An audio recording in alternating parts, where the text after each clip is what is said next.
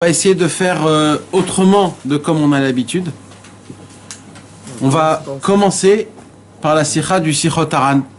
Et je voudrais que tous ensemble on parle de qu'est-ce que Rabbeinu il veut nous enseigner.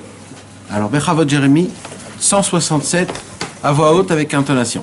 À propos de ce qu'on dit nos maîtres, le soupir brise le corps de l'homme. Il racontait qu'il avait vraiment ressenti cela. En effet, dans sa jeunesse, alors qu'il peinait au service de Dieu, il lui arrivait parfois de soupirer.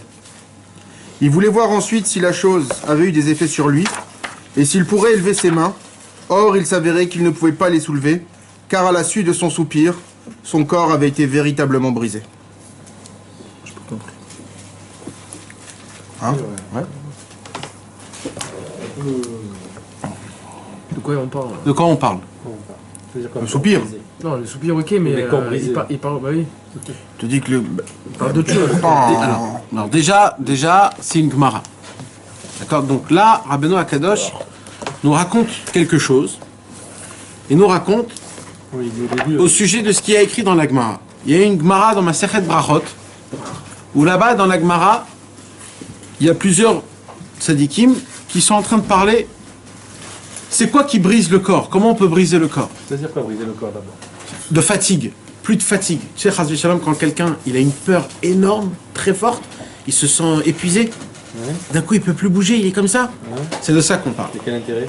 Alors, c'est quoi l'intérêt? L'intérêt, c'est que, puisque le corps humain, il a de l'audace, de l'effronterie, de nous pousser vers les ta'avot, vers les averot, avoir des envies, des plaisirs qui sont mauvais, malgré tout ce qu'on sait que c'est pas bien, etc. C'est qui le vrai problème? C'est le corps. C'est le corps. C'est la masse du corps. La neshama, elle veut pas ça. La neshama, elle veut tout ce qui est spirituel. La neshama, elle veut se rapprocher de Dieu. La neshama, elle veut se rapprocher de la Torah, des mitzvot. Elle aime, la neshama, c'est quelque chose pour elle qu'elle aime mettre les téphilines. Quand tu mets les téphilines, la neshama, elle se mitmogaget. Elle se... comme gargourise. Tu sais, quand on rentre dans un bain qui est très chaud, on fait... Ah, la neshama, elle se sent énormément bien quand elle met les téphilines, quand tu fais Shabbat, quand tu fais une bodé doute. Chaque chose de Gdusha et de Tara, la neshama, elle prend un plaisir qui est énorme à ça. Maintenant, le problème, c'est qu'on n'a aucun contact avec cette neshama et avec ce plaisir. Aucun. À cause de quoi? À cause de l'épaisseur de notre corps. Le corps, notre corps, il est rempli de sensations. Il est rempli de ta'avot et de toutes sortes de choses qui sont un peu spéciales. Alors Rabbeinu, qu'est-ce qu'il nous dit? Rabbeinu, il nous dit, si tu brises le corps, tu as la possibilité d'être un peu plus vers la spiritualité. Un exemple, il dit Rabbi Nachman dans l'Ikouté Moran, dans une autre Torah. Rabbeinu, il nous apprend, Chas v'Shalom, un homme qui est malade. Il est malade. Qu'est-ce qui se passe quand un homme il est malade? Il a moins, c'est que son corps, le corps en lui-même, il est malade. Donc si le corps il est malade, il dit Rabbeinu, c'est la raison pour laquelle quand un homme il est malade, il n'a pas beaucoup de plaisir et de ta'avot. Il va pas penser maintenant à je voudrais bien manger ça. Dafka il veut rien manger, il fait que dormir. Il s'en fout des ta'avot que tu lui donnes. Pourquoi il s'en fout d'un coup des ta'avot? Pourquoi ça lui parle plus? Parce que le corps, il est malade. C'est le corps, en fait, qui les réclame. Donc, puisque le corps, il est malade, il y a moins de ta'avot. Donc, il dit Rabbeinu Akadosh, quand des fois tu vois que ton corps, il te réclame trop de choses, jusqu'à qu'à la fin, ça devient vraiment quelque chose d'embêtant. C'est pas possible que mon corps, avec tout ce que j'étudie, tout ce que j'apprends, tout ce que j'essaye de faire, toujours, il va revenir encore et encore sur ses problèmes. Alors, il y a un moment où il faut le briser, le corps. Comment on fait pour briser le corps? Eh bien, la Gemara, elle parle. Comment on fait pour briser un corps? Alors, il y a plusieurs sortes de choses, comment faire briser le corps. Et là, par exemple, c'est pas Dafka dans la Gemara qu'on parle de ça, mais dans les livres du Moussar et de Yirat Shamayim, là-bas, on parle sur, par exemple, de se tremper dans un bain chaud et un bain froid. Le mikvé chaud, le mikvé froid. Quand un homme, il rentre dans le mikvé chaud, alors son corps, il s'habitue à la chaleur du bain, et là, il se sent bien comme il faut, etc., etc. Et d'un coup, quand il rentre dans le bain froid, ça le redresse tout de suite. Pourquoi? Ça l'a cassé. Ça s'appelle casser. Il y a par exemple le jeûne. Le jeûne, il fait quoi? Il brise le corps. Il dit Rabbeinu, c'est la raison pour laquelle quand un homme il jeûne, alors qu'est-ce qui se passe? Alors il a moins des envies. Il a moins envie de faire ça, il est fatigué, il veut rester chez lui à la maison, il ne veut pas bouger. Pourquoi? Parce que le corps, il n'a pas reçu ses forces. En fait, nous, à chaque fois qu'on mange, à chaque fois qu'on prend un plaisir du manger, en plus quand c'est du sucre et quand c'est des choses comme ça, etc., tu te fais rentrer dans ton corps, en fait, de la force pour que lui va te pousser après faire des mauvaises choses que la Torah t'interdit. Que normalement, un juif ne se conduit pas de cette façon-là. Mais tu n'augmentes pas la tava de la nourriture, justement, quand tu jeûnes. Tu sais que alors oui, parce que le jeûne, ou un moment tu vas oui, parce que le jeûne en lui-même, c'est la nourriture. Mais regarde quand tu jeûnes, par exemple, une autre tava. La tava de l'argent, t'es moins après. On est moins là. Voilà, la tava des femmes aussi, t'es moins ici. Le kavod, t'es pas ici aussi. Gava, t'es pas gava. T'es là, t'es fatigué, tu fais en sorte de faire ce que tu peux. Et quand tu fais ce que tu peux, alors ça sort comme ça sort. Tu comprends? T'as envie de rien faire.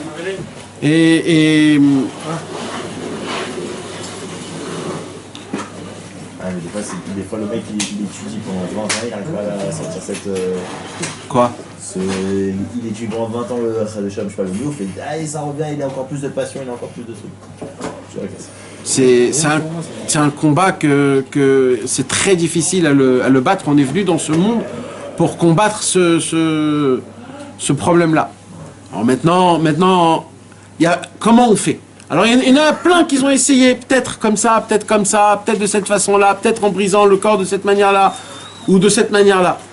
Et là-bas, à la Gemara, elle nous parle de quoi? Là, un des tzadikim, je vais vous dire, attendez juste, je vais vous dire, c'est qui? Dans la Gemara, on parle, attendez.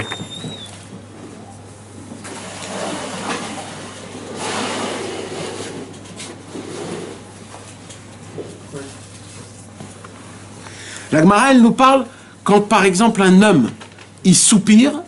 La Gemara, elle dit un soupir peut briser la moitié du corps d'un homme. Et un autre rave dans la Gemara, il dit quoi? Il dit pourquoi la moitié? Tout le corps d'un homme. Un soupir, il peut abattre tout le corps d'un homme. Alors maintenant, si c'est la Gemara qui nous le dit de cette manière, il faudrait essayer de savoir de quoi on parle. Parce que là, Rabbeinu, il rapporte cette Gemara. Et en rapportant cette Gemara, il nous dit que quand un homme soupire, son corps, il est brisé. Est-ce que vous, quand vous soupirez, votre corps est brisé? Si tu cries, oui, d'une certaine façon. Alors, c'est quoi soupirer? C'est pas un cri. Non, mais extérioriser, on va dire. C'est quoi un soupir? Akadosh Baruch Hu a fait mettre, c'est la nature d'Hachem, que Akadosh Baruch Hu a fait en sorte, c'est tout le monde comme ça.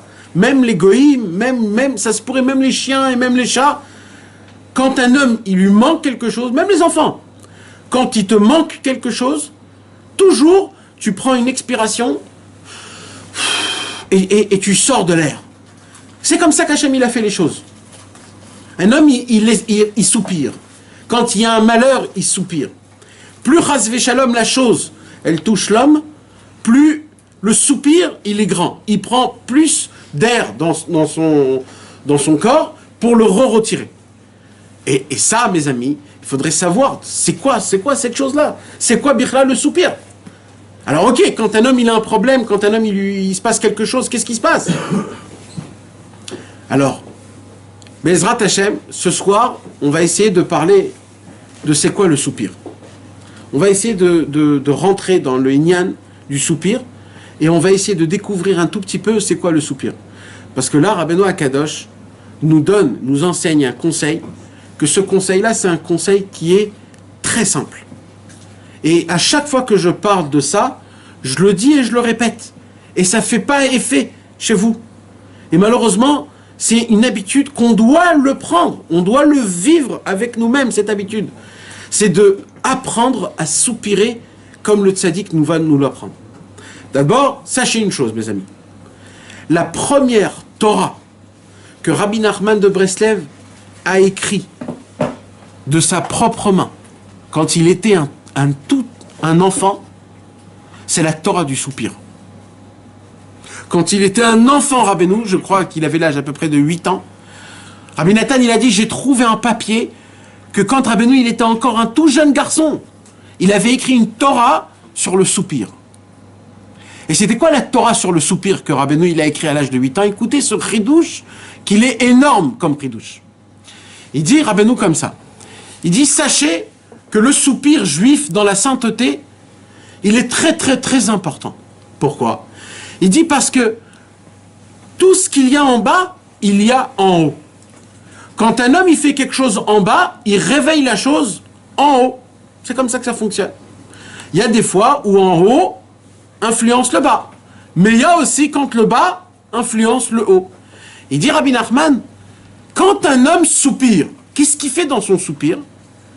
Il prend dans son soupir de l'air, plus de ce qu'il a besoin, double plus que de ce qu'il a besoin, et il le fait rentrer dans son ventre, et du ventre, il le ressort en une seule fois. Double de ce que l'habitude. L'habitude, c'est quoi? C'est de prendre une expiration, et inspiration, et expiration. Voilà. Donc maintenant, quand un homme, il expire, et il soupire, alors c'est juste une dose d'air. D'accord? Mais quand un homme, il soupire un vrai soupir, c'est-à-dire qu'il fait un oi, qu'il expire et qu'il soupire, qu'est-ce qui se passe? Merci. Alors là, il prend double de quantité d'air pour en sortir double. Il dit Rabbi Nachman, cette action-là, qui est pas normale, parce que normalement, tu as besoin juste de la moitié de cette quantité d'air. Donc pourquoi maintenant tu es en train de prendre de l'air double de ce qu'on a besoin? Pourquoi? Alors il dit Rabbeinu Akadosh, parce que quand un homme il fait ça parce qu'il a eu un manque. Ok mes amis? On a dit que tous les soupirs ils viennent à cause de manque. Il dit maintenant, si c'est un manque dans la Gdusha, il dit Rabbeinu, alors tu puises ton air du Ruach Achaim de Dieu.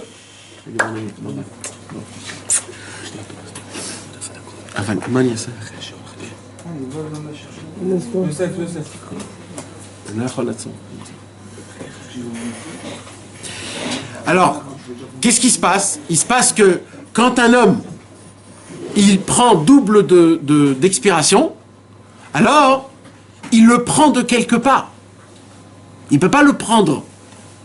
Parce que pour ça, il faut déjà que vous compreniez que l'oxygène, mes amis, en vérité, c'est un... Je vais te le dire, Eric, tu ne vas pas être content, mais l'oxygène, c'est un dimayon énorme. C'est une illusion qui n'existe pas. L'oxygène. Ah, c'est pas possible. Je sais que c'est pas possible. C'est pour ça que je vous le dis. Scientifiquement, en tout cas. Bah oui. Les scientifiques, ils ont dit aussi qu'on vient du singe. C'est aussi pareil, c'est aussi scientifique. Pas tous. Si. Pas tous. Mais une très grande. Non, c'est pas scientifique. C'est le soleil, quand tu as dit le soleil. Monsieur, si vous voulez un peu de pizza. C'est pas scientifique. En tout cas, mes amis, je vais vous dire quelque chose. Comment on respire alors? Qu'est-ce que ça veut dire? Toi, tu en train de dire que le corps n'a pas besoin d'oxygène? Non, c'est pas ça que je veux dire. L'oxygène n'existe pas. Non, ce que je veux dire, c'est ça. Dans ces cas-là, on pourrait vivre sous l'eau. Alors, écoute-moi bien. Il y a un livre qui s'appelle le Sefer Akane, de Rabbi Nechunia ben Akana. C'était un Tana à l'époque de Rabbi Shimon Bar Yochai et de Rabbi Akiva. D'accord? Alors, dans le Sefer Akane, il y a écrit comment le monde il vit, le monde, comment il a vécu de base, le monde. Le monde de base, il a vécu d'une manière où Akadosh Baruch Hu, qu'est-ce qu'il a fait? Quand il a voulu créer le monde, il a créé comment? Uberuach piv kol tsevaam. De la buée de sa bouche, il a créé tout ce monde et le cosmos. Alors la question qu'on pose, c'est pourquoi il a écrit de la buée de sa bouche? Il aurait pu dire de sa bouche. Ou bepiv barakol tsevam. Pourquoi beruach piv barakol tsevam? Pourquoi de la buée de sa bouche? Pourquoi? De là, on apprend, il dit Rabbi Nachman, que c'est quoi qui a fait faire créer le monde? C'est le souffle de Dieu. Quand Dieu il a dit les mots Yehi Or, ce ne sont pas les lettres qu'ils ont créé les choses, c'est le vent que Hachem a sorti de sa bouche. Ce vent-là, comment on peut dire un vent? C'est pas un vent. Ce souffle-là a créé le monde. Maintenant, il dit, Rabbeinu Bechaye, il dit, c'est quoi les lettres? Ouais, tu dis que quand tu parles, il y a la forme aussi. C'est quoi les lettres de la Torah, mes amis? Mais c'est quoi les lettres? Les lettres en elles-mêmes, c'est pas elles qui sont kadosh. Ils sont très kadosh. Mais la racine des lettres, c'est quoi? La lettre, c'est juste un signe de note de ce que je dois sortir de ma bouche. C'est juste un signe. Je sais que quand j'écris un signe comme ça, c'est un bête. Maintenant, c'est un signe à une prononciation, c'est-à-dire à une sorte de code qui est fait dans ta bouche, que quand tu dis le mot bête, tu fais sortir de l'air d'une manière très spéciale, avec un son très spécial. Et dans ça, il y a une puissance, une énergie, une vitalité qui pourra créer quelque chose. Comme ça, Hachem a créé le monde. Donc en fait, les lettres, la racine des lettres, c'est quoi? C'est même pas un son, c'est du souffle. C'est de l'air. Et il dit donc, c'est quoi qui a fait faire rentrer, qui a créé ce monde? C'est l'air, le souffle de Dieu. Il continue Rabbeinu Bechaye en disant, quand Akadosh Baruch Hu a créé le monde était une matière qui ne vivait pas. Qu'est-ce qu'il a fait Hachem pour que le monde vit, mamash? Il a soufflé dans le monde, il a soufflé.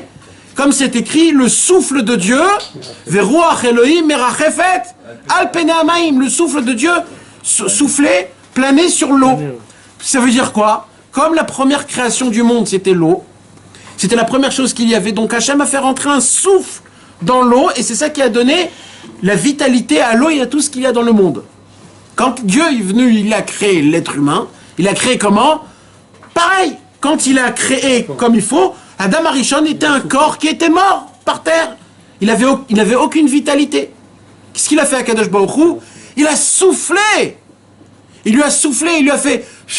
Et quand il a soufflé à Adam Arishon, il a reçu une vitalité.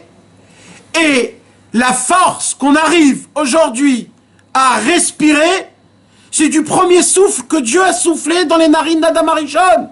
Et c'est le même souffle qu'on respire tout le temps. C'est pas l'oxygène qu'il y a dans la planète Terre. Vous comprenez maintenant ce qu'il dit le Sefer HaKaneh? Rabbi Nechunia ben Akana, il dit comme ça. Et il dit la preuve c'est quoi? C'est qu'il y a des endroits dans le monde où il n'y a pas d'oxygène. Où? Non, dans ce monde. Quand tu montes très haut ou quand tu descends très bas. Quand tu construis un trou très bas. L'air n'arrive plus là-bas. Il n'y a plus d'oxygène. Mais si d'après ça, l'oxygène il est partout, normalement ça devrait être partout. Hein? C'est obligatoire qu'il soit partout. Alors c'est ça ce que moi je voudrais dire en fait. Quand j'ai dit qu'il n'y a pas d'oxygène, ça voudrait dire qu'en fait l'oxygène, c'est pas une planète comme ils expliquent, que dans cette planète il y a de l'oxygène. Non. Dans cette planète il y a quoi? C'est pas la planète. Dans les êtres humains, quand Akadosh Baruch Hu a soufflé dans les narines d'Adam Arishon, il a fait rentrer un mangenon, c'est-à-dire un mécanisme spécial de pouvoir toujours respirer la respiration. Ah, mais c'est peut-être le mangan de... On le maîtrise pas, c'est peut-être ça aussi.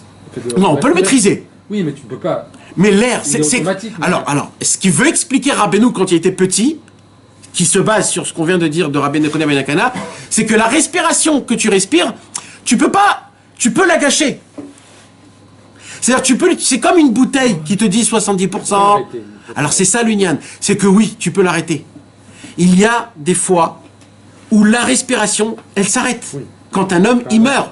Et des fois, ça peut arriver dans un homme qui est jeune. Une peur. Pas d'afka, ou une peur. Ou alors quand un homme, il a une crise cardiaque. Ou quand un bébé est né. Quand un bébé est né dans de l'eau, il peut vivre dans de l'eau. Pas beaucoup de temps, mais il peut. Donc on peut vivre sous l'eau.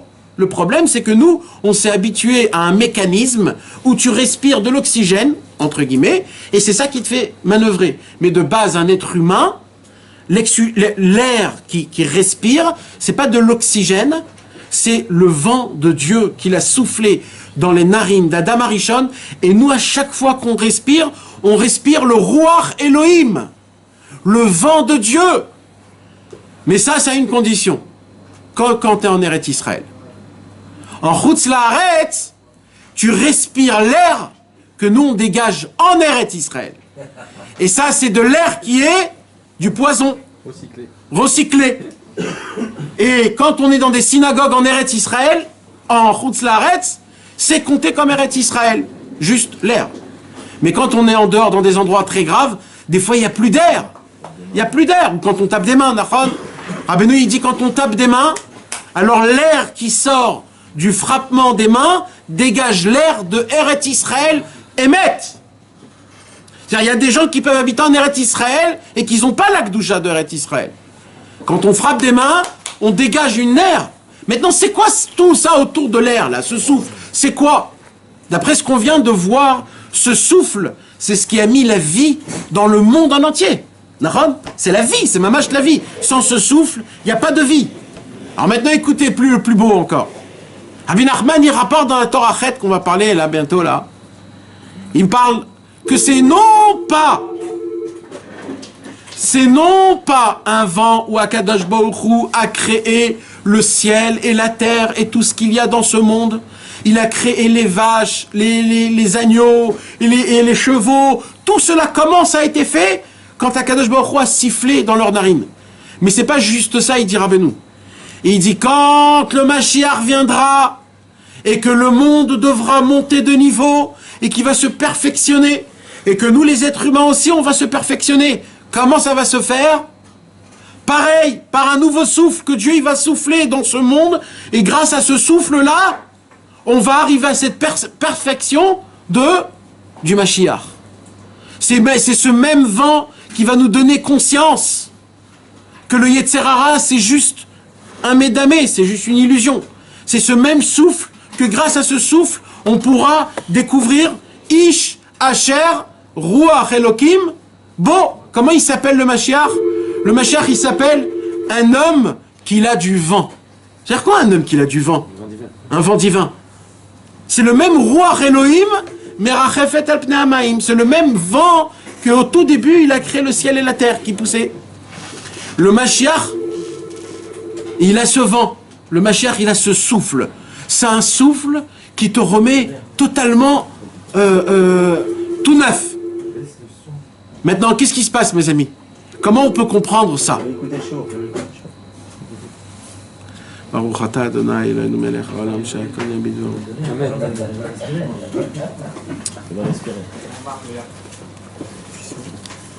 Maintenant, qu'est-ce qui se passe?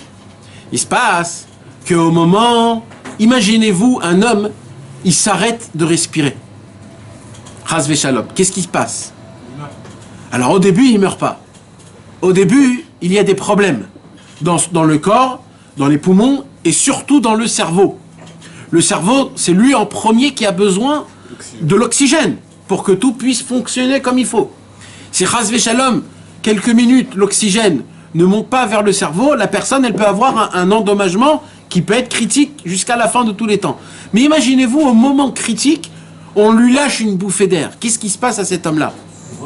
En une seule seconde, il se remet en état comme... Et là, il comprend c'est quoi l'oxygène. De la même façon, nous, dans ce monde, on respire d'une manière qu'on ne respire pas. On est en train d'agoniser notre neshama, elle a arrêté de respirer. Le vent, on ne l'a pas. On n'a pas le Ruach Elohim qui nous donne cette puissance, cette force, qu'on puisse, grâce à ça, à vivre spirituellement. On est là et on ne sait plus quoi faire. Et de l'autre côté, le corps, il est là et il te pousse à faire des péchés. Alors il dit Rabbi Nachman, à l'âge de 8 ans, quand tu soupires, qu'est-ce que tu fais? Tu prends une double respiration. Tu te remplis les poumons d'oxygène. Il dit Rabbeinu, d'où tu prends cet oxygène? Puisque Dieu il t'a donné en fonction de ce que tu as besoin de expirer.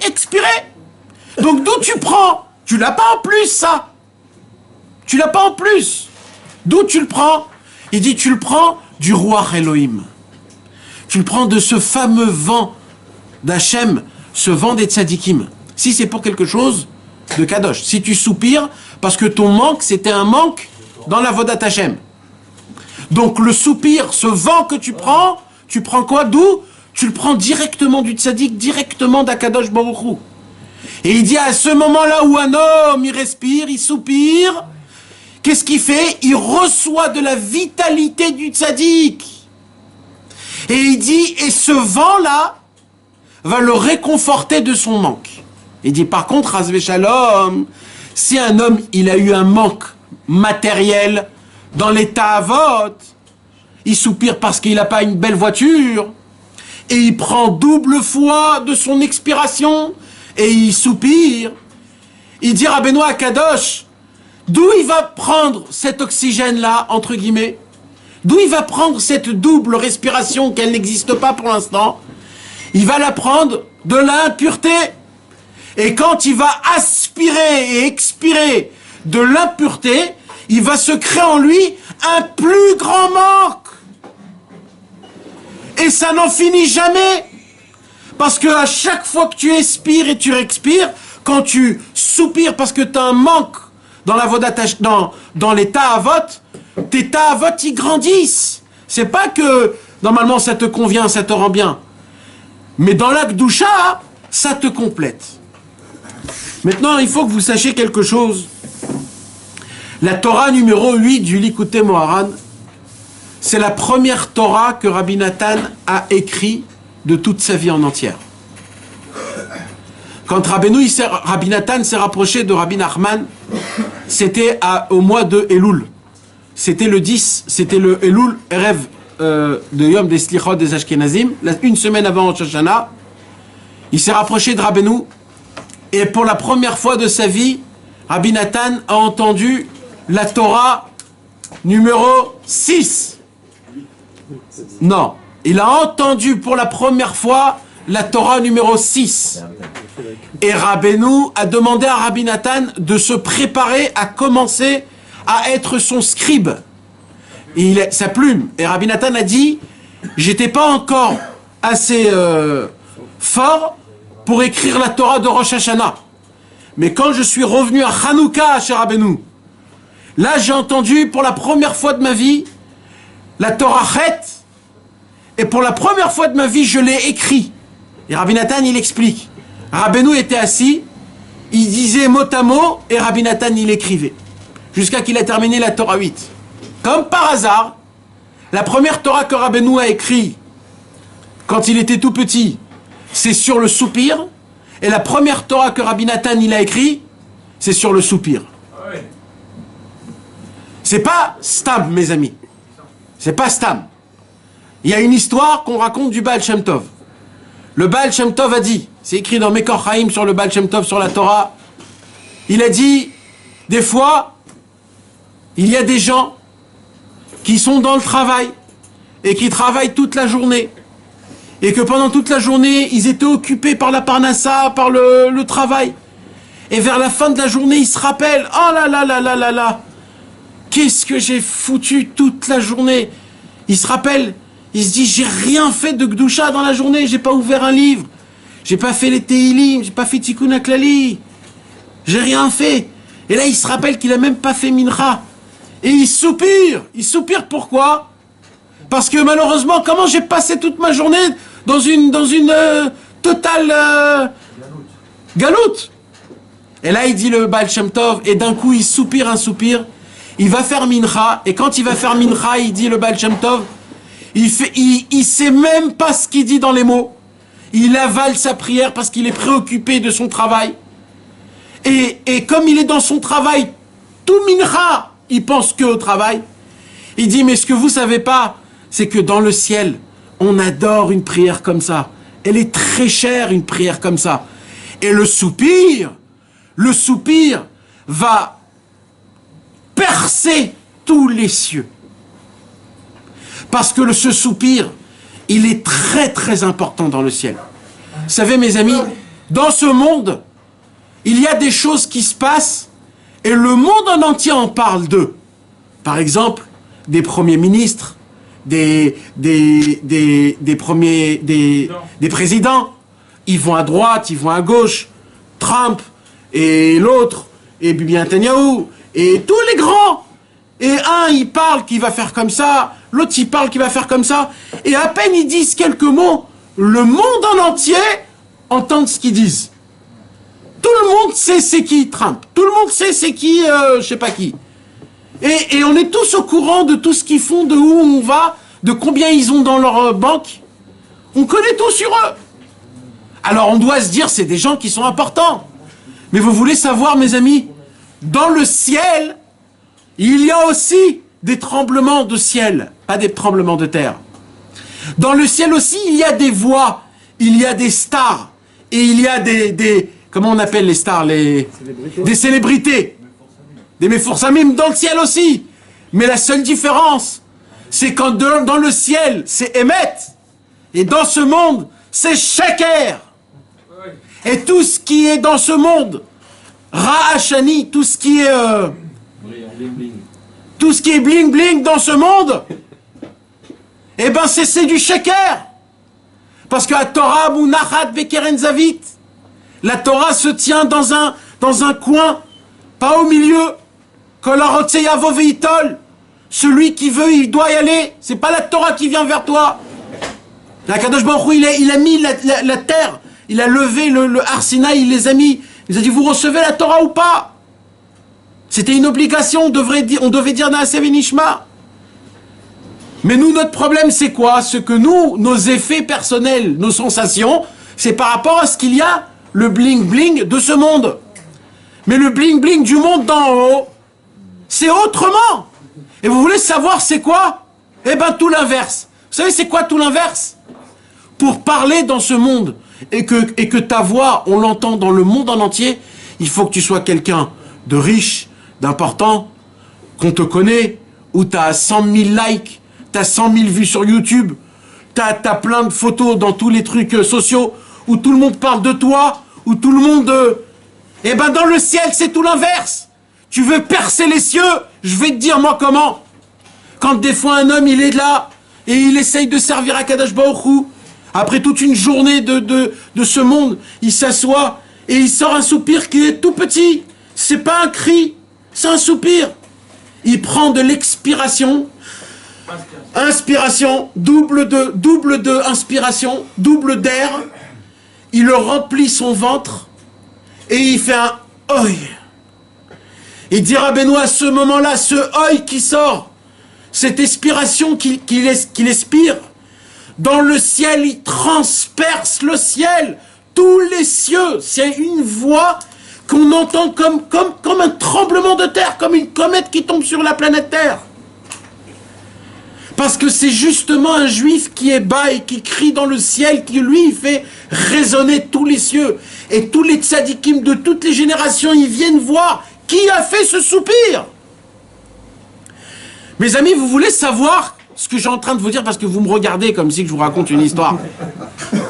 Mais je crois que vous comprenez pas là ce que vous êtes en train de vous dire. Vous vous rappelez, il y a quelques mois, il y avait une tempête en Amérique. Ils ont dit très grave, tempête 5, tempête de fou. Vous vous rappelez? Comment ils ont appelé cette tempête là? Je ne me rappelle plus. Comment? La Katrina. D'accord? Alors la Katrina, tu te rappelles, ils ont dit niveau 5, dans le ciel on voyait l'œil du cycle. Le cyclone. Alors mes amis, imaginez-vous les gens qui habitaient là-bas, en Amérique. Imaginez-vous le mec, on lui dit que c'est en Californie que ça va se passer, il est en plein milieu de Californie. Et il voit de loin des murailles et des murailles de tourbillons. Il se dit, mais c'est la fin du monde. C'est mamage comme la fin du monde dans des films, c'est fini. Les gens ils partent en bateau, les trucs, c'est la fin du monde.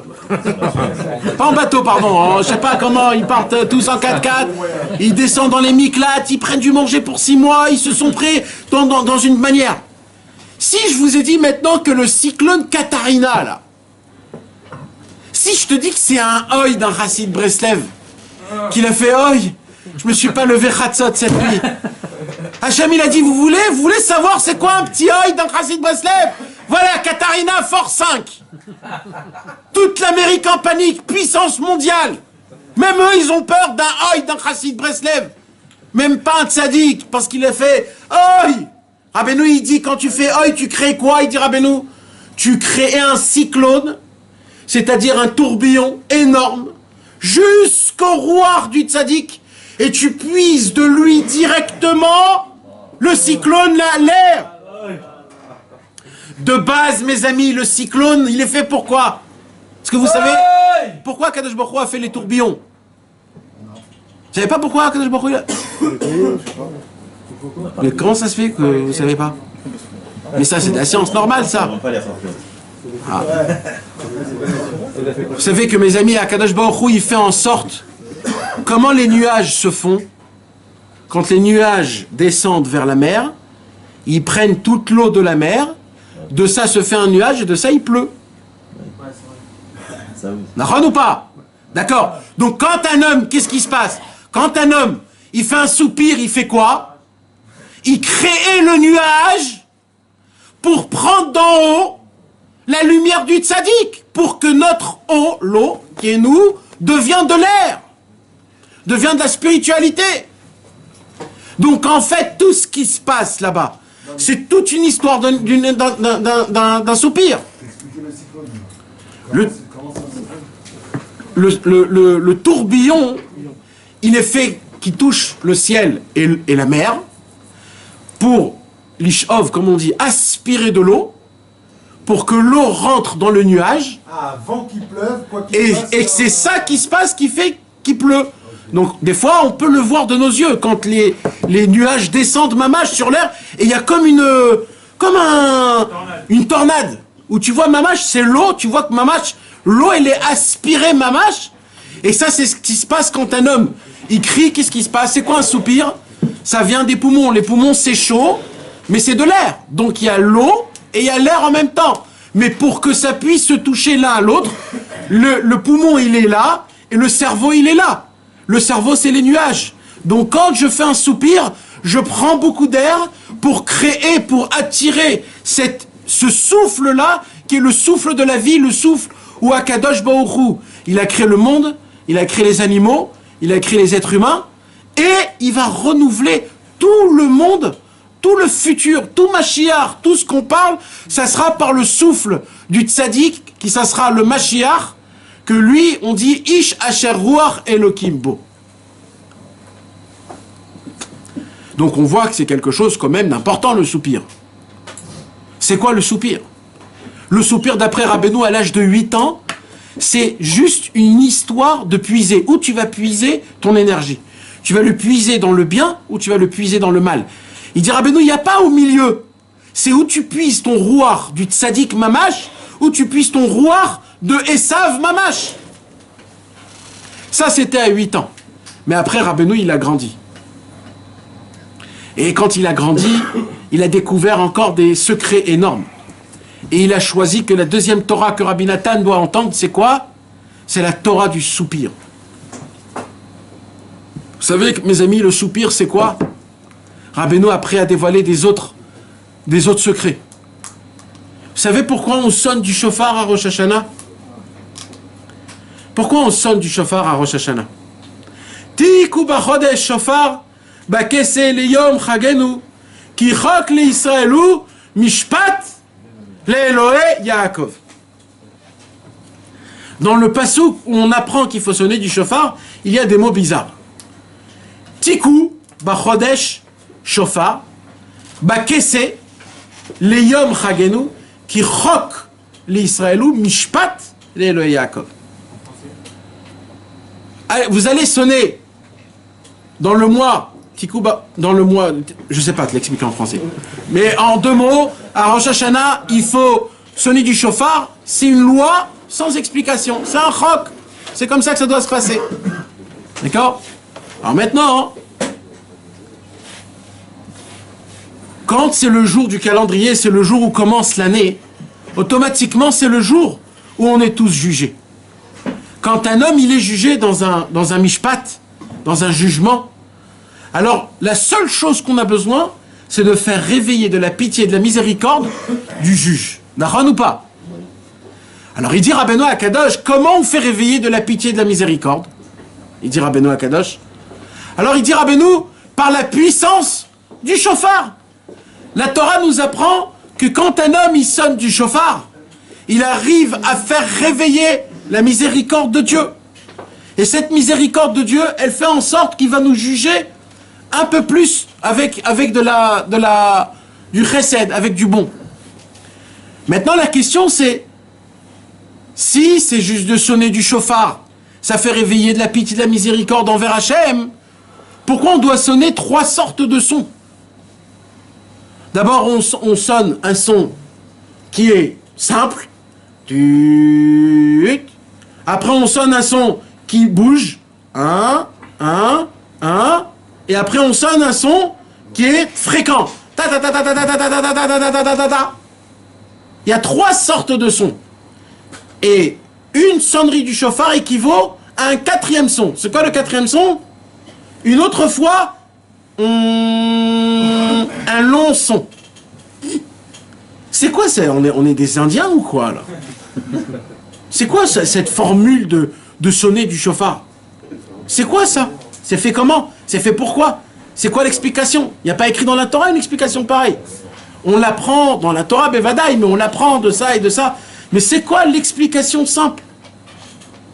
Alors, il y a une explication, Rabbeinu et Rabbi Nathan, ils parlent de cette explication en nous disant une explication très simple. Rabbi Nathan nous apprend que quand un homme, il reçoit un coup, alors qu'est-ce qu'il fait? Il crie, ça lui fait mal. Après qu'il a reçu le coup, la sensation du coup, il part, mais il reste les dégâts qu'a causé le coup. Et ces dégâts-là, on morfle. Alors on soupire, on est là, on pleure un petit peu, etc., etc. Et quand des fois ça devient agaçant jusqu'à que t'en peux plus, tu commences à pleurer. Et quand tu pleures comme ça. La Gemara, elle dit que le son du chauffard, c'est exactement pareil. Il y a un premier son. C'est quoi le premier son? C'est le son simple. Un seul son droit. Ça, c'est le son quand tu reçois le coup. Quand tu reçois le coup, tu cries « Aïe !» C'est un son. Première sonnerie. Hop! Après que le coup est venu et que tu t'es remis un petit peu sur tes pieds, après, il y a les dégâts. Et c'est quoi les dégâts? C'est les soupirs. Tu es rempli de soupirs. Alors tu fais « Oh là là là là, pourquoi ça m'est arrivé? Oh là là là là, mais comment ça doit être... » Ça, c'est quoi? Ça, c'est le deuxième son du chauffard. Oh, oh, oh. C'est la sonnerie qui est comme un soupir. Le monsieur, il soupire. En fait, la deuxième sonnerie, c'est le soupir. Et la troisième sonnerie, c'est quoi? C'est les pleurs. Quand quelqu'un, il pleure, les pleurs, c'est quoi? C'est des plans de petits soupirs encadés. Saccadés. C'est plein de soupirs saccadés. Et c'est ça le secret du chauffard. Quand on sonne le chauffard, on fait montrer à Hashem Yitbarach qu'on a les 3 sortes de ce niveau de difficulté. Et d'un coup on crie, d'un coup on soupire, et d'un autre coup on pleure. Mais il dit Rabbeinu, mais ça suffit pas. Parce qu'il y a un 4e. C'est quoi le 4e? C'est encore une tkia gdola. Encore une tkia, un seul son. Donc en fait c'est tkia, shvarim, 3, tkia. D'accord? C'est comme ça que ça sort. Tashrat. C'est pas que tkia, shvarim 3, c'est tkia, shvarim 3, tkia. Donc c'est quoi donc le cri d'après? Ça revient en premier. Ça revient en premier. Alors si ça revient en premier, alors on n'a rien gagné alors. C'est que 3, c'est pas 4. Il aurait fallu encore tout le reste. Exactement. Alors il dit Rabbeinu, moi j'ai une autre explication. Écoutez bien mes amis. Il dit ça c'est l'explication du chauffard d'une certaine façon. Mais c'est une façon qui est un petit peu en pleurs. Donc pour les gens qui voyagent pas Ouman, l'explication du chauffard, c'est les pleurs. Mais les gens qui voyagent à Ouman, qui font Rosh Hashanah chez le tzaddik, la sonnerie du chauffard, c'est pas ça. C'est un autre truc, c'est quoi? C'est que nous-mêmes, on crée la sonnerie du chauffard comment? Et il dit quand un homme, il souffre, la première chose qu'il doit faire, c'est quoi? Dans la Vodat Hashem? C'est de crier à Hashem. Oi! Quand on crie à Hashem, qu'est-ce qui se passe? on allume la première sonnerie du chauffard. Il dit Rabbeinu, après, qu'est-ce qui se passe quand un homme, il commence à soupirer des soupirs parce qu'il n'arrive pas à servir à Kadosh Baruch Hu. Alors il se dit, oi, je voudrais me lever Chatzot, oi, je voulais me tremper à mikvé, je voudrais étudier avec mes tefilines, je voudrais étudier un peu plus. Il dit Rabbeinu, quand un homme, il essaye de s'exercer dans des soupirs qui sont dans la Vodat Hashem, il crée la deuxième sonnerie du chauffard. Et il dit Rabbeinu, et quand un homme, il arrive à ça, alors il commence à avoir des regrets. Et il est là, il a envie de pleurer. Et ces regrets-là, en fait, c'est quoi? Ces regrets, c'est la troisième sonnerie du chauffard. Et il dit Rabbeinu, et c'est ça le chidouche de la Torah Chet du Likutei Moharan. Rabbeinu nous apprend. Il dit Rabbi Nachman, quand un homme, il a un manque, quand il soupire, il remplit son manque. Le quatrième cri, c'est quoi? C'est le cri de la simcha après que son manque a été rempli. C'est pour cela que tout de suite après Rosh Hashanah, il y a une simcha énorme qui se dégage. C'est le quatrième cri du shofar. Le quatrième cri du shofar, c'est la simcha. Alors, d'abord, il faut que je vous explique, ça veut dire quoi? Que quand on soupire, le manque est comblé. Rabbeinu le dit. Rabbeinu, il a écrit Mefourash que quand un homme il soupire, son manque est comblé. Ça veut dire il est comblé en connaissance. Parce que tu dois... Alors, normalement, on pourrait dire ça, mais c'est pas ça. Et peu importe Un soupir... Non, il a dit un soupir spirituel. Non, non, non, peu importe les soupirs. Matériel, c'est pas bon. un peu, non? Bah, ça dépend où ça va. Alors, non, non. Il y a le soupir où tu te plains, mais il y a un autre... Du désespoir, on peut pas du désespoir. Je parle pas du soupir où tu rates quelque chose, je passe du soupir où tu n'arrives pas à arriver quelque part. Pas pareil. D'accord, donc maintenant le soupir où tu n'arrives pas, c'est... Oh là là, mais... Qu'est-ce qui se passe? T'as envie? T'as un manque. Alors Rabbeinu, il dit, quand tu soupires, tu combles ton manque. Manque pour lequel tu soupires. Ouais. Mais normalement, mes amis, vous devez tous là me crier, me gronder. Ça te fatigue pas, donc, comme t'as dit. Alors, laisse tomber la fatigue. C'est ça, Rabbeinu, Mais- c'est simple. Mais déjà, avant que ça te fatigue, rappelle-moi aussi qu'il faut répondre à ça. Mais Rabbeinu nous apprend qu'en faisant un soupir, on comble le manque. C'est ça. Donc, quand on n'arrive pas à quelque chose, ce qu'on doit, c'est bien. Ça se fait même C'est pas que c'est bien, Dan. Il faut. C'est pas qu'il faut. Mais c'est pas qu'on doit. Vous comprenez pas. C'est un rêve, c'est un secret. Dans tout. Ah d'accord, parce que tout à l'heure t'as dit dans le côté matériel. Oui, parce que là, tout à l'heure, j'ai parlé de l'effet qui se passe. Dans le mal ou dans le bien. Là, je parle d'un autre sujet. Rabbeinu maintenant dit un autre sujet, quoi? Il dit, quand un homme soupire, il comble son manque. Alors, c'est certain que Rabbeinu, il parle de la Kedusha. Mais, on pourrait le dire aussi de l'autre côté. Et on va l'expliquer. Mais avant ça, toute la journée, toute notre vie, quand on mange, quand on dort, quand on est aux toilettes, quand on est à la maison, quand on est avec les copains, on pense qu'à une seule chose. Comment je peux acquérir encore plus? Comment je peux faire encore plus? Comment? Maintenant, et toute notre tête, elle est où? De comment et comment je vais faire plus? Rabbeinu, il a la réponse. Mais mes amis, si vous prenez ça comme un livre de cuisine, alors on perd notre temps là. Il faut avoir la émouna que ce que Rabbeinu il nous dit, c'est émet. Et Rabbeinu, il ne parle pas en code. Rabbeinu, quand il écrit quelque chose, c'est pour que nous, des imbéciles que nous, on puisse le comprendre comme on est. Rabbeinu, il s'est engagé que chez moi, personne n'a perdu encore. Vous savez ce que ça veut dire que personne n'a perdu? Ça veut dire qu'il n'y a pas encore un seul mec, même dans le ciel, qui est venu et qui a dit « Moi j'ai essayé, ça n'a pas fonctionné ». Mais ça, c'est pire que des chouvas et demander pardon et regretter l'info. Ça veut dire juste du soupir et le manque qui vient. Comme ça, c'est écrit. Juste un soupir et le manque est comblé. Je vais vous le lire en hébreu. Iné, voici. Yakar gnuche venoa.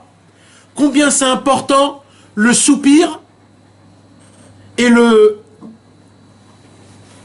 Il n'y a pas un deuxième mot du soupir? Un truc qui ressemble au soupir? Le souffle du soupir, le soupir. Il n'y a pas un autre mot? Gnouche, c'est quand un homme il est malade, il fait oi, oi. Un gémissement. Gémir. Donc Rabbeinu il parle du gémissement et du soupir. Le gémissement et le soupir. Rabbeinu il pose une question physique. Hein. Pourquoi le malade, quand il est malade, il fait oi, oi, yaouli. Exactement, exactement.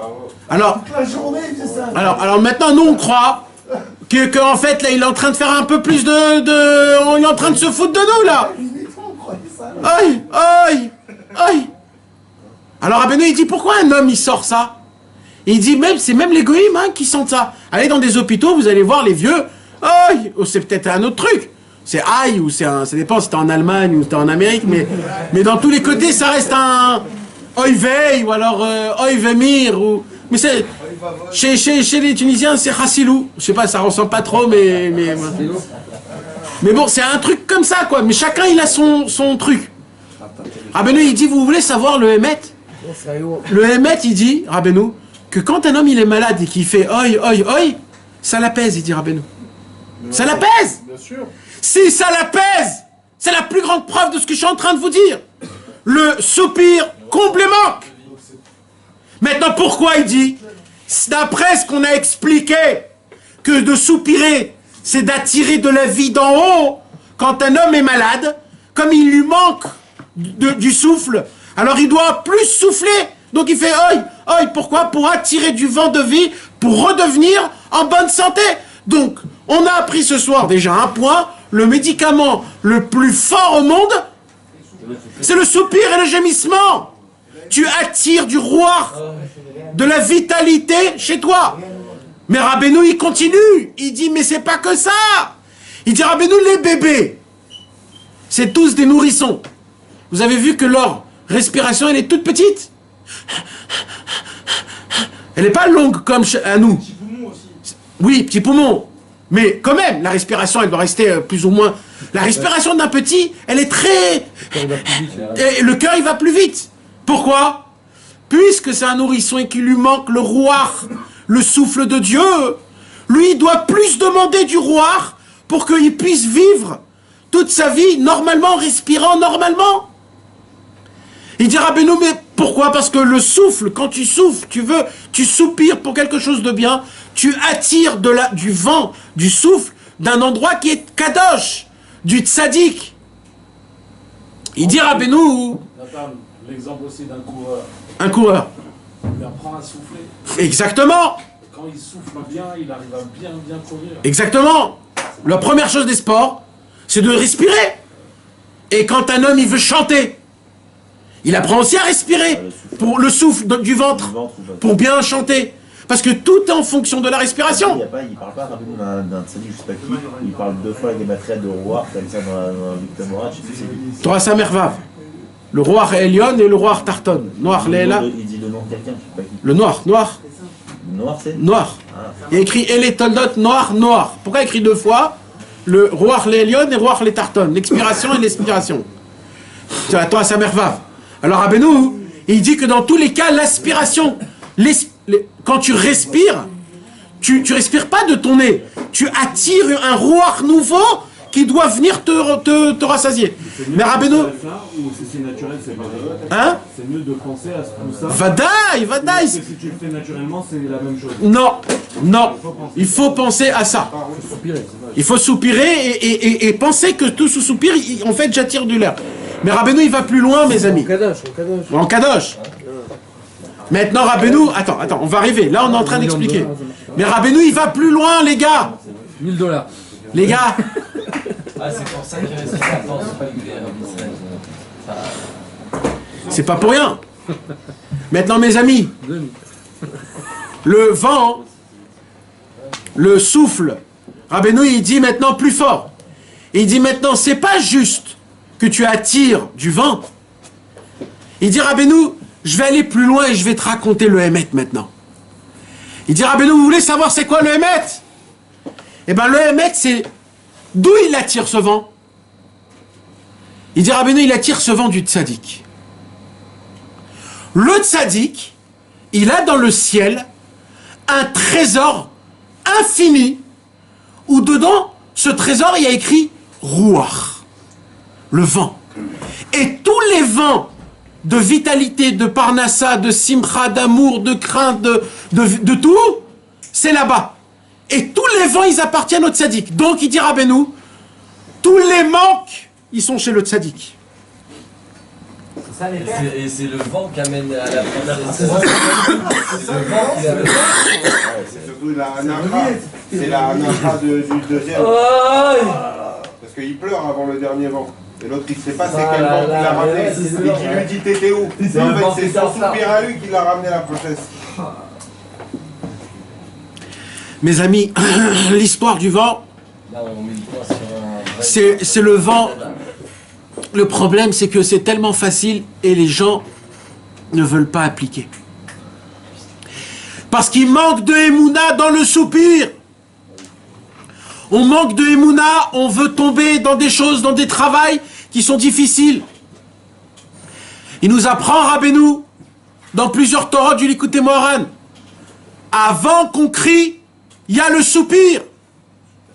Le soupir, il crée le cri. Grâce au cri, on est sorti d'Égypte. Parce qu'on a soupiré pendant 400 ans. Si on n'aurait pas soupiré 400 ans, on ne serait pas sorti du cri après. Alors écoutez bien. Si Rabbeinu nous apprend que le tzaddik, lui, il a toutes les complémentarités, matériellement et spirituellement, il y a quelqu'un qui lui manque quelque chose là? Hein? Ouais, il vous manquait quelque chose? Eh ben, il y a une adresse. Il y a une adresse. Il y a une adresse. Il y a un plan. Il y a un plan de travail. Il y a un plan de travail, mes amis. C'est de dire à Reni Mekacher et Tatzmi, les Rabbi Nachman mi Breslev, je m'attache au puissant Rabbi Nachman, de penser à la chose vraiment, de prendre une respiration et une expiration. À ce moment-là même, il dit Rabbi Nachman, je vais vous dire ce qui va se passer. Tes manques vont être comblés. Comment et pourquoi? Écoutez bien. Même si tu le ressens pas vraiment. Il faut que tu le ressens, 1% ça suffit. 1%. Mais il faut qu'il y ait un tout petit peu de ressenti. Mais 1% ça suffit. Alors maintenant écoutez. Dans Etzot Mevoharot,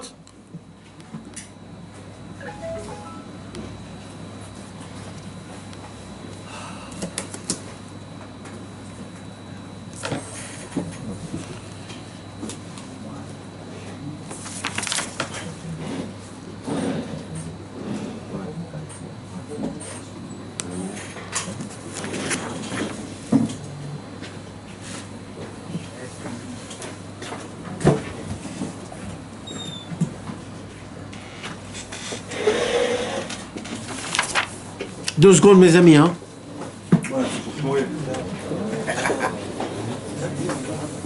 Écoutez, mes amis, la démonstration d'après le Likutei Moharan, la Torah Chet Chelek Bet, Seif Yud Bet, la dernière Torah que Rabbeinu a dévoilée. Rabbeinu nous apprend comme ça. Écoutez, mes amis, c'est exceptionnel. Rabbeinu nous dit d'où viennent la sensation des manques. C'est lié de Serara. C'est facile de le dire. Parce que si on aurait vraiment la Emouna, on serait tous des tzadikim. On aurait tout ce qu'on aura besoin. Alors on n'y croit pas vraiment. Moi, quand je vous pose une question, c'est pas pour que vous me répondez une réponse que moi je dois dire. C'est pour que vous répondiez une réponse que vous devez dire. C'est-à-dire l'inverse. Le ressenti émettre de ce que vous ressentez. Mais venez, on concrétise, parce que vous me regardez et venez, on concrétise. Quand on a un vrai manque, ben émette un manque, émette. C'est quoi qui te fait ce manque-là? Alors je vais vous apprendre, mes amis, ce soir. C'est dommage que c'est Rabbeinu qui le dit, parce qu'après, si ça serait un philosophe goy, il aurait fait une révolution dans le monde. Mais c'est Rabbeinu qui l'a dit et c'est du Emet. Et c'est ça le Emet dans le monde qui doit résonner. Il dit Rabbeinu comme ça. Celui qui analyse tout dans le corps, c'est le cerveau. Mahon. Le cerveau, c'est l'analysateur. Ça veut dire le cerveau, lui, il prend des données que le cœur lui donne, que les yeux lui donnent, que les oreilles lui donnent. Il prend des données, il entend des gens, il lit des choses, il voit comment ça fonctionne. Et le cerveau, il prend tout et il analyse. Des statistiques, des trucs, j'ai vu comme ça, j'ai senti comme ça. Lui, il fait des analyses. Donc, celui qui analyse, donc celui qui t'explique tes sensations, l'amour, la peur, la crainte, la faim, le rassasiement, la fatigue, les manques, c'est qui te le donne dans ton cerveau? C'est qui? C'est le cerveau. Le cerveau, c'est lui qui te dit si tu as un manque ou pas. C'est pas le manque en lui-même. Parce qu'aujourd'hui, il te manque ça, et demain, il va te manquer un autre truc. Et quand tu étais jeune, le manque, c'était une petite voiture nulle. Quand tu as grandi, c'était des paires de Fila. Après, c'était des paires de Jordan. Et après, c'était des voitures. Maintenant, les manques, ils changent, mais en vérité, c'est pas des manques. C'est l'analyse du cerveau qui te dit « il me manque ». C'est vrai ou c'est faux ce que je vous dis? Vous êtes sûr à 100% ou il y a quelqu'un qui veut s'opposer? Moi, j'attends celui qui s'oppose. Ça, c'est du matériel ou du spirituel? Là, je parle matériellement. Je parle que matériel. Matériellement. Là, pour l'instant, c'est matériel, parce qu'il faut que je vous parle matériellement. Après, on va parler spirituellement. Ça veut dire que plus on prend C'est le même concept, hein, spirituellement, c'est le même concept. Plus on prend en âge. C'est pas l'âge. C'est là ce que je veux te faire prouver, c'est que quand toi t'étais jeune, quand t'avais besoin de ta petite voiture pour jouer, tu dépendais toute ta vie de cette voiture. Tu te disais, tant que j'ai pas ma voiture, ma vie elle est naze. Maintenant, quand tu grandis, je te donne cette voiture, tu vas me dire, je la jette. Pourquoi? Ben, tu avais besoin de cette voiture à l'époque. Non, mais aujourd'hui, j'ai pas envie. Mais qui a fait ce manque-là, que d'un coup, tu as un manque? Et des fois, en heure, tu veux ça, il te manque ça, tu veux pas, tu veux ça, il te manque ça, et tu l'as pas, donc tu t'en fous. Ça passe, ça passe. Envie ou des manques, c'est pareil? Hein? Envie et manque, c'est pareil? Envie et manque, c'est pareil. D'après l'explication, c'est pareil, parce que c'est le même détectage. C'est le cerveau qui te détecte. C'est la tête. Il a fait. Maintenant, il dit Rabbi Nachman, Torah chet relekbet. Si ça vient du cerveau, il dit Rabbeinu, c'est quoi qui fait que le cerveau fonctionne bien? Il dit Rabbeinu. L'air. Alors, Rabbeinu, il dit, c'est la... Matière. Non, L'huile. le liquide qu'il y a dans le cerveau. Plus le cerveau, il est liquide, plus le cerveau, il fonctionne mieux. D'où on apprend ça? On apprend ça parce que ça ressemble à quoi le cerveau et la neshama? C'est comme une bougie qui est allumée dans de l'huile avec une mèche et une flamme. L'huile, c'est quoi? C'est le cerveau. Et la neshama qui brûle, c'est quoi? C'est ce feu-là qui brûle sur le... Quand il n'y a pas d'huile, la neshama, elle ne peut pas brûler. La neshama, elle éclaircit pas. Alors il dit Rabbeinu, donc, plus le cerveau, il est liquide, mieux il est. Mieux il se comporte. Comment on le remplit Alors alors? Rabbeinu, il dit... Bois de l'eau. Rabbeinu, il dit, quand Rasvé Shalom, un homme, il faute dans le Gamabrit, il fait quoi? Il utilise l'huile du cerveau pour ses fantasmes et il le fait sortir, Rasvé Shalom, dans un Gamabrit. Il dit, qu'est-ce qu'il a fait là? 1, il a endommagé le cerveau. 2, il a rendu sec. Quand tu rends le cerveau sec, qu'est-ce qui se passe? Ton cerveau fonctionne mal et d'un coup, il te manque tout. T'as plein de manques. Il me manque ça, il me manque ça, il me manque ça. Par contre, quand tu conserves la liquidité de ton cerveau fonctionne comme il faut, ta neshama peut brûler comme il faut, et tu arrives à découvrir que tu es comblé de tout.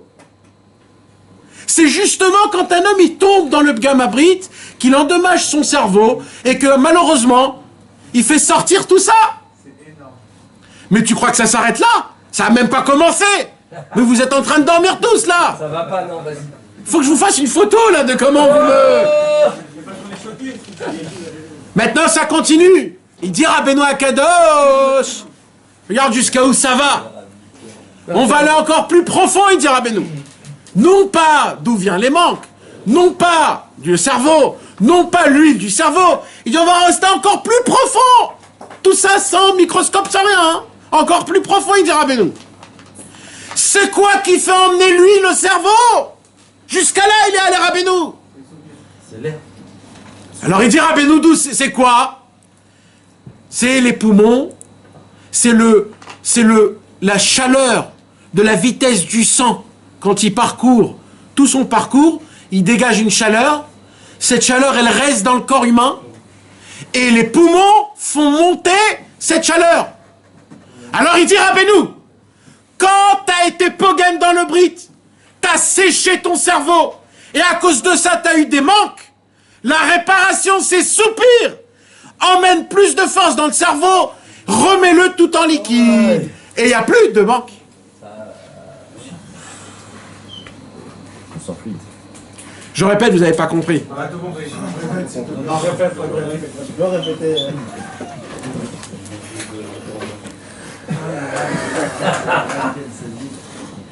Tu sais, c'est un stand-up qui vient, il jette sa blague et tout le monde le regarde comme ça, tu sais. Alors il rajoute une deuxième blague, tout le monde le regarde comme ça. Troisième blague, il s'endorme un peu. Alors il y a un problème. C'est moi qui sais pas dire ou c'est comment ça se passe? Alors on répète. On répète. Le soupir, ça répare tout en fait. T'as vu comment c'est beau? Ça comble les manques. Écoute, je répète. Et soyez avec moi les gars. Alors, écoute ça. Quand un homme... Alors, d'où on a dit que quand un homme soupire, il comble les manques. Comment c'est possible? Alors, première question. D'où il vient là? Non, première question. C'est quoi les manques? Où ils sont les manques? C'est quoi la sensation des manques? D'où vient cette sensation des manques? Est-ce que réellement, tu as besoin de ce que tu as besoin ou pas? Réellement. Même prends les pires problèmes mondiaux, on peut quand même vivre. Même un homme, chas v'shalom, il n'a pas un toit, il n'a pas où dormir, il n'a pas de quoi manger. Attends, il y a des manquements qui sont kadosh aussi. Oui, attends, là pour l'instant on parle matériellement. Donc même un homme comme ça, mais il vit quand même. Il peut respirer, il peut y aller aux toilettes, il peut manger à droite à gauche. Donc il vit quand même, donc il peut même arriver à un niveau où ça, il n'appelle pas un manque. Alors il dit Rabbeinu, la sensation du manque, écoutez-moi. Elle donne la tête. La sensation du manque, elle vient d'où? Du cerveau. Pourquoi? Parce que le cerveau, il est analysateur. Il analyse tout. Comment le cerveau fonctionne bien, il nous apprend Rabbeinu, et même la physiologie, truc. C'est quand le cerveau, plus il est liquide, plus il a de l'huile, on appelle ça Shemen, Mishrat, Kodesh. C'est l'huile sainte. Pour que la Neshama puisse brûler comme il faut que notre cerveau il soit liquide. Comment on fait? Plus le cerveau il est liquide, plus il fonctionne bien. Quand il fonctionne bien, il analyse réellement c'est quoi tes manques et c'est quoi pas tes manques. Quand un homme, chas v'shalom, il tombe dans le pgam abrit, il fait quoi? Il la sèche. Non, d'abord, il utilise l'huile pour ses propres fantasmes. Là, il fait quoi? Des dégâts dans le cerveau directement. Et après ça, il va utiliser avec son fantasme ce qui va se passer, le pgam abrit. Même seulement dans la pensée. Même si ça reste dans la pensée. Sans pgam abrit. Parce que dans tous les cas, tu utilises cette huile pour de mauvaises choses. Alors, c'est sûr que c'est moi, mais ça fait quand même son effet. Et quand tu sors, chas v'shalom, ça, qu'est-ce qui se passe?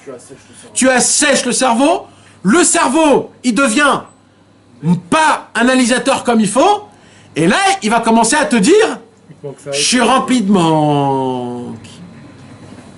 Alors Rabbeinu, il dit alors quoi? Tous ceux qui ont fauté Yehush, Yesh Yehush ba'olam.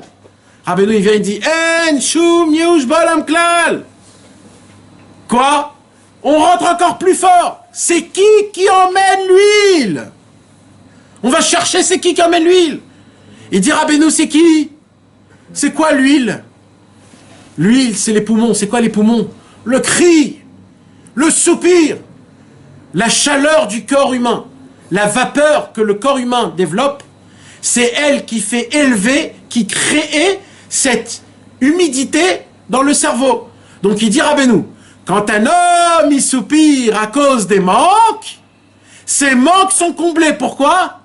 Parce qu'en soupirant, il va créer de l'humidité dans son cerveau, et grâce à ça, son cerveau, il va se remplir, il va analyser tout comme il faut. Ils sont pas comblés, ils disparaissent. Ils disparaissent. Ceux qui gardent le brit, en réalité, il n'a pas de banque du tout. Alors, Matériel. ouais. Maintenant, mes amis, ça c'est dans les choses matérielles.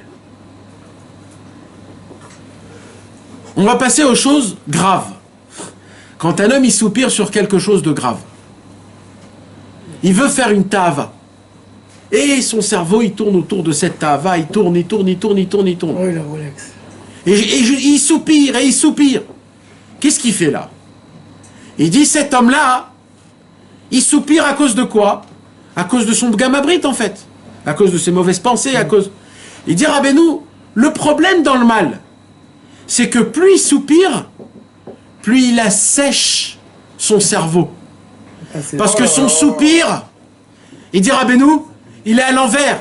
Il n'est pas. Il est. Et il est à l'envers. Ça veut dire normalement on prend un soupir et on se calme. Là tu t'excites. Tu soupires et tu t'énerves. Tu soupires et tu t'énerves. Tu fais à l'envers. Donc là tu utilises toute l'humidité de ton cerveau jusqu'à ce que tu deviens un singe. T'es un singe, dans ta tête t'es un singe. Le mec il est complètement pété. Il n'y a plus rien. Parce que quand tu fais dans le mal, ça fait du mal. Mais le plus grand secret c'est dans la spiritualité. Cette explication dans la spiritualité, écoutez-moi bien mes amis. Écoutez-moi bien. En vérité, je vais vous apprendre. En vérité, Rabbeinu nous apprend, il est descendu dans ce monde, Rabbi Nachman de Breslev, pour nous crier haut et fort, pour nous dire à toute force qui on est. Rabbeinu, il a dit, moi je sais qui vous êtes.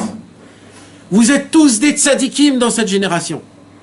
Vous êtes des tzadikim, Akadosh Baruch Hu, il vous regarde d'un œil que jamais il a regardé le peuple juif dans toute son histoire depuis la création du monde.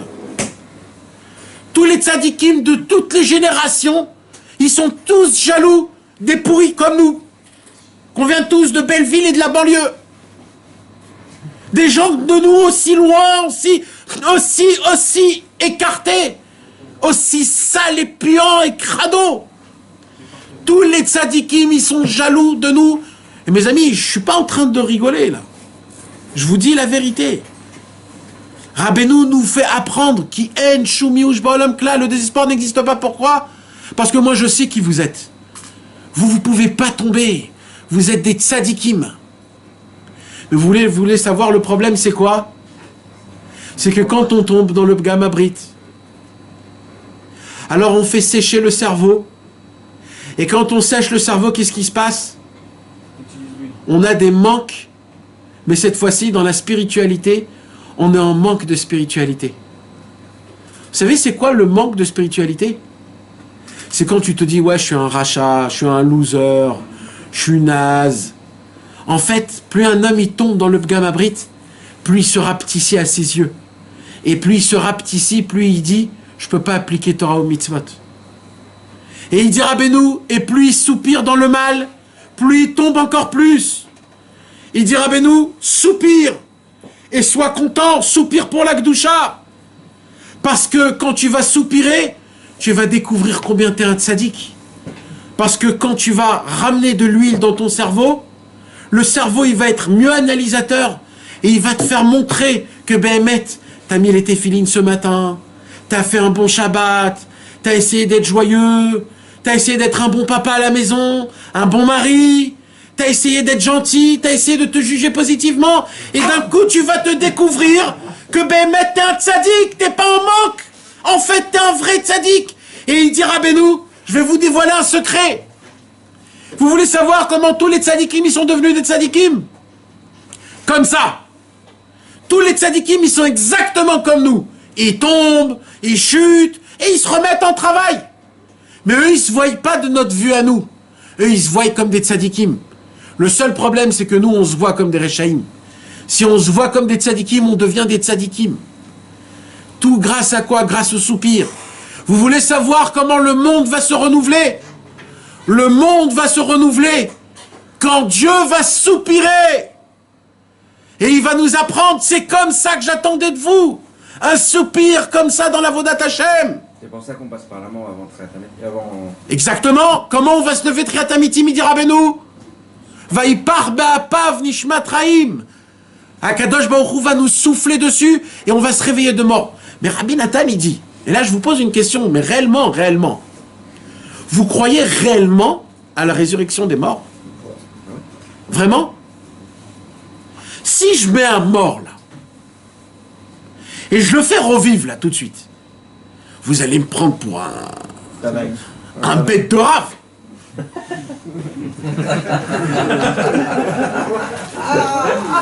Mais si vous croyez dans la résurrection des morts, normalement ça devrait être normal.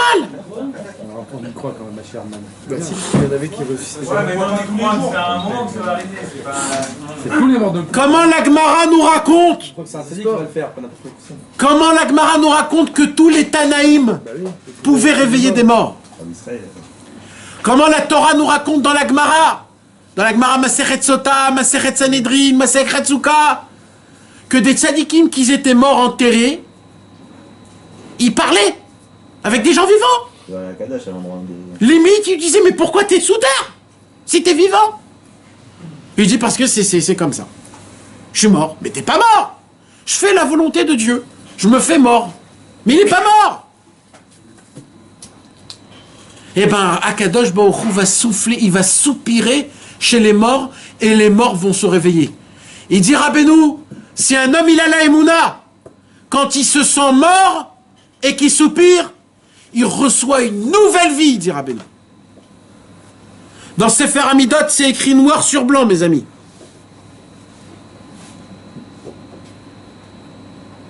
Aliédé anacha, shene enach, quand un homme il soupire, Naase Bria Hadasha, il devient une nouvelle création, il est tout neuf, parce qu'il passe du mode mort au mode vivant. C'est le Hémet, ça. On peut pas s'imaginer comment c'est un cadeau de soupirer. Quand un homme il est dans l'état avot, toute sa force il appuise du mal. Il dit Rabbeinu, tu veux t'arrêter de puiser du mal? Soupire un soupir, tout de suite tu prends tes forces du bien. Tout de suite. Le soupir, il renouvelle tout, il dit Rabbeinu. Quel type de soupir? Parce que quand tu fais un soupir, c'est pour plaindre.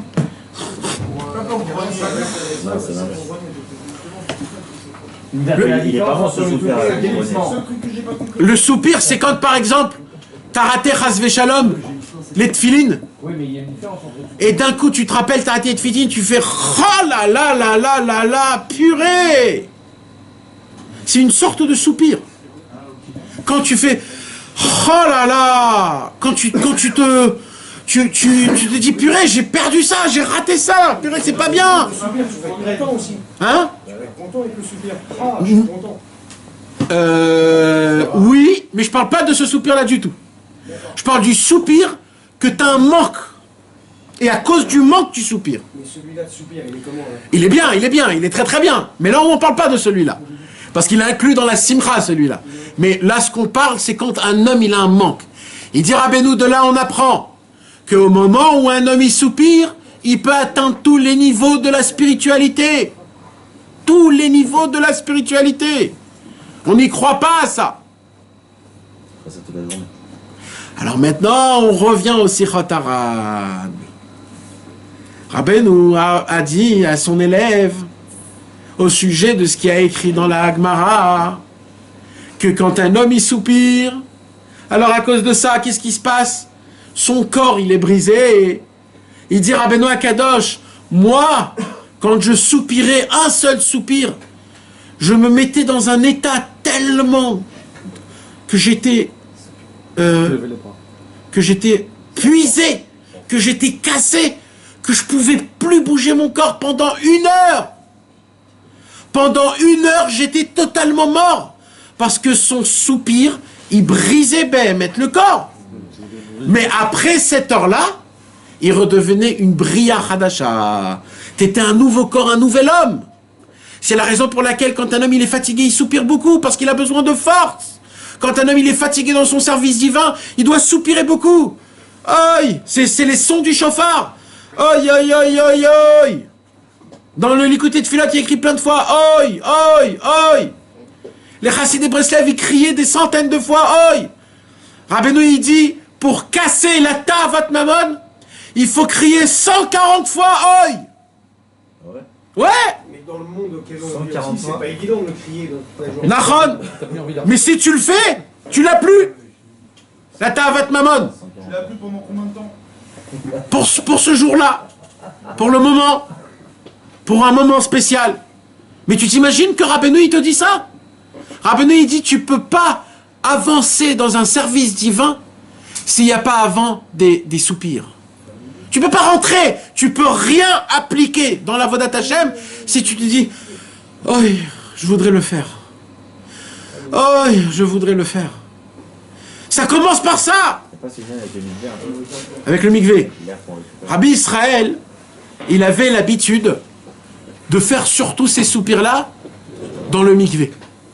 À chaque fois qu'il se trempait, dès qu'il se levait la tête, « Aïe !» il criait un « Aïe !» À chaque fois, et Rabbi Israël, il se trempait 310 fois.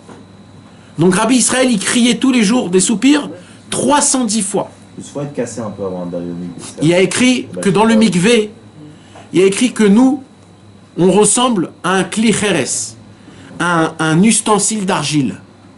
Et il a écrit que les ustensiles d'argile, quand ils sont impurs, on ne peut plus les rendre purs. Le fer, tu peux, la glace, tu peux, l'or, tu peux, le bronze, tu peux. Mais l'argile, dès qu'il a été tamé, tu peux plus le rendre ta or. Alors comment tu le fais pour le rendre ta or? Il faut que tu le brises, il faut que tu le casses. Dès que tu le casses, et après tu le reconstitues, il est cachère. Alors la Gemara, elle dit, le corps humain, il ressemble à de l'argile. Pourquoi? Parce qu'on a été pris de la terre. Donc nous, on ressemble à quoi? À un ustensile d'argile. Takanato ishvirato. Comment j'arrive à me réparer? Comment je peux passer du thème impur au thème pur? En te cassant. Parce que l'ustensile en argile, il devient pur quand on le casse. Et comment on casse le corps? En soupirant. Donc le soupir crée que tu passes du thème impur au thème pur. Même t'es en plein délire, Chas v'Shalom, de Ta'avot. Tu fais aïe. Tu fais un tremblement de ciel. Le ciel en entier, il tremble.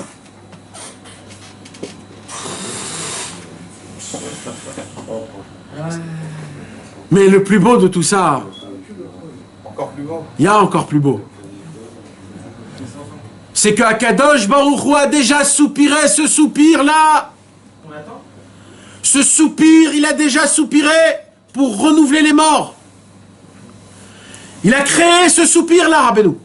Akadosh Baruch Hu. Il a soufflé ce souffle qui fait réveiller les morts. Ce souffle de la Triat Amitim. C'est quoi ce souffle, mes amis? Vous savez que toute la musique, c'est quoi la musique? C'est du souffle. C'est un air qui est dosé. La tête, la rouach, mishkal. Quand tu joues de la guitare, en fait, c'est des fractions d'air que tu crées. Il dit Rabbeinu Akadosh, c'est ça que ça veut dire, que quand le futur viendra, Akadosh Baruch Hu va dévoiler un chant qui va renouveler le monde. C'est quoi ce chant? C'est le souffle. Parce que ce chant, en fait, il a une fraction de souffle, qu'au moment où on l'a fait, cette fraction de souffle, elle va renouveler le monde. Et si on a dit que Eliyahu Navi va sonner du chauffard, Ah, c'est ça le souffle? c'est ça ce souffle, c'est une mandina, c'est un air de musique. C'est ça le souffle. Et si on a dit qu'il est par rapport au chauffard, que le chauffard, on a dit c'est une sonnette, après c'est 1, 2, 3, 4, 5, après c'est tout, après c'est 1, alors c'est équivaut à quelque chose qui ressemble à ça. qui doit venir comme vent qui va renouveler. Les 6 anges aussi, c'est le vent. Et c'est ça, mes amis, ce qu'il y a écrit dans le Pétek. P Tzadik Yudke. C'est quoi le P Tzadik Yudke? P, c'est quoi P? La bouche. Mais P, quand tu dis P, tu sors de l'air tout le temps. P. Comme le He. C'est quoi cet air-là? C'est le rouar. P Tzadik. On demande le rouar du Tzadik. On demande que le rouar du Tzadik qui rentre dans le deuxième P Tzadik, que le vent du Tzadik qui rentre dans mon bouche à moi, et que ça fasse un Yud Ke, que ça te fasse un Yud, c'est aussi le Tzadik, qui rentre ce He en moi. Et que le P Tzadik Yud Ke, c'était qui? C'était l'ange qui prenait les sons du shofar, et en prenant les sons du shofar, il les intermédiait en srouyot, c'est-à-dire en mitzvot. Et tout de suite, après le P Tzadik, il y a le chant nouveau, la mélodie, le son du shofar, qui est Nachma, Meuman. Nun, c'est un son. Nun, Chet, c'est le deuxième son du shofar. Ta. Nachma, c'est tout. Et la perfection, c'est quand tu es Bessimcha, c'est Nachman. La perfection du nom. Et ça, c'est ça le sod du Shir Pashut Kaful Meshulash Meruba, parce que dans le mot shofar, il y a le mot Shir Pashut Kaful Shalush Raboua. C'est ça le shofar. C'est ça le sod du vent, du souffle, de la mangina, du shir, sheitar, les hati de lavo. Amen. Tu peux la faire avec le maître.